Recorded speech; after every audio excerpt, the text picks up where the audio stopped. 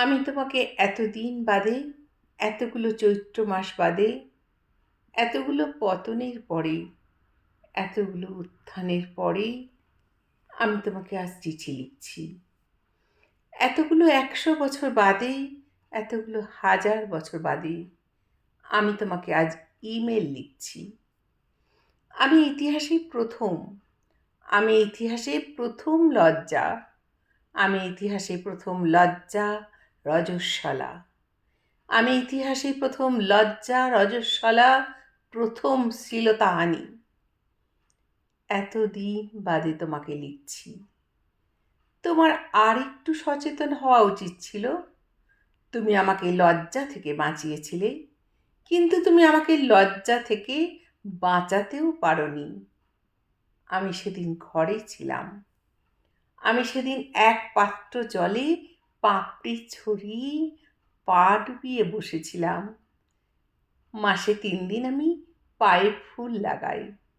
মাসে 3 দিন আমি পা ডুবিয়ে মানস সরোবরে চলে যাই।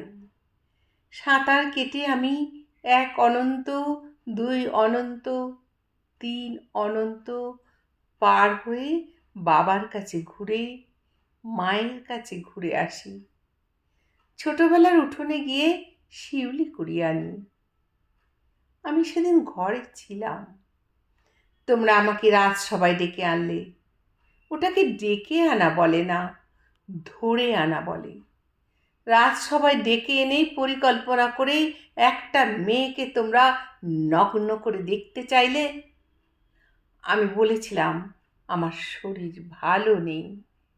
একটা সুন্দর সুস্থ মেয়ে যখন বলে আমার শরীর ভালো নেই, তার মানে তোমরা জানো না। কিন্তু আমি প্রতিটি চোখ দেখতে পাচ্ছিলাম। পুরুষের চোখ আমি চিনি। কোন চোখে ফাল্গুন, কোন চোখে বৈশাখ, সেটা সবচেয়ে ভালো বোঝে একটা মেয়ে। তুমি আমাকে রক্ষা করেছিলে। তুমি আমাকে ঠিক কতটা রক্ষা করেছিলে কৃষ্ণ? সাগরের জলে ডুবতেই ডুবতেই, জল খেতে খেতে কেউ যখন পাড়ে উঠে আসে, তখন তার দিকে হাত বাড়িয়ে দিলেই হয় না।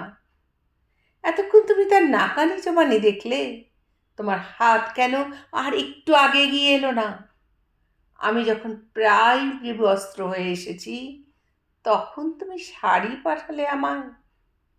তোমার যখন এত শাড়ি, এত লম্বা শাড়ি, যা দিয়ে একটা গোটা আকাশ ঢেকে দিতে পারো, সেটা তুমি অত দেরি করে আমাকে পাঠালে। ততক্ষণে আমার যা আবার হয়ে গেছে, ততক্ষণে আমার লজ্জা, আমার অপমান হয়ে গেছে।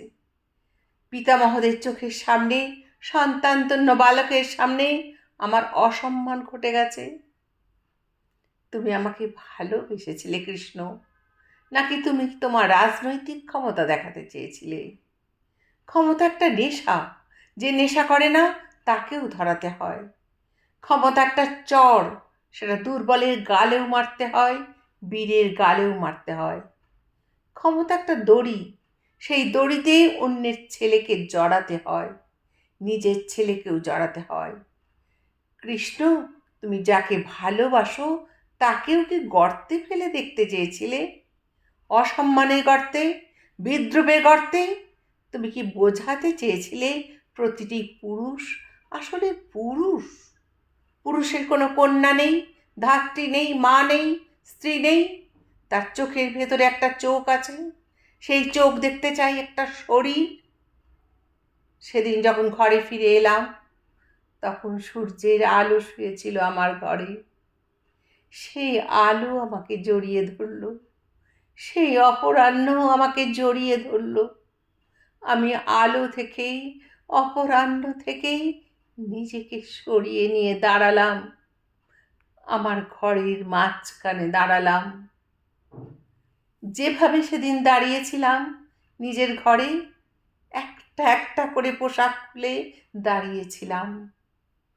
100 বছর, 1000 বছর বাদে, 2000 বছর, 3000 বছর আমি ঠিক ওইভাবে দাঁড়িয়ে আছি। আমার শরীরে কোনো কাপড় নেই, কোনো সুতো নেই। কেন আমি ওইভাবে দাঁড়িয়ে আছি সবাই জানে। তবু এক্ষুনি একটা সিদ্ধান্ত হবে, আর একটি রাজসভায় সেখানে বাবা কাকারা সমবেত হবেন, গুরুজনেরা সমবেত হবেন, বুদ্ধিজীবীরা সমবেত হবেন, পুত্র সমবালকেরা সমবেত হবেন। সবার সামনে আবার আমাকে বিবস্ত্র করা হবে।